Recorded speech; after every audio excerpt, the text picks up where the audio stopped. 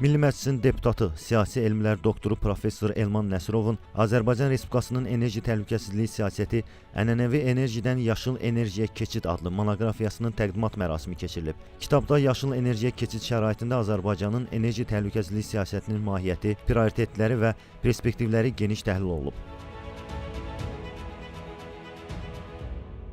Çalışmışam ki, konkret faktlara, arqumentlərə istinadən bu həqiqəti təhlil edim, izah edim və öz mövqeyimi ifadə edim. Ulu Öndər Heydər Əliyevin müəllifi olduğu neft diplomatiyasından başlayaraq Cənab Prezidentin həm neft-qaz sahəsində, həm də yaşıl enerjiya keçid sahəsində apardığı strategiyanı təhlil edim, analiz edim. Çalışmışam ki, bu kitabda İlk növbədə onu göstərim ki, Azərbaycan dövlətinin yeritdiyi enerji siyasəti, enerji siyasətinin nəticəsində həm istehsal edən ölkə, yəni Azərbaycan, həm tranzit ölkələr, həm də alıcı, istehlakçı ölkələr uduşlu vəziyyətdədir, qazanclı vəziyyətdədir. Burada itirən tərəf yoxdur və çox sevindirici haldır ki, bu günlər artıq Azərbaycan 16 dövlətə deməli öz enerjisini ixrac eləyir, biz qazımızı ixrac eləyirik.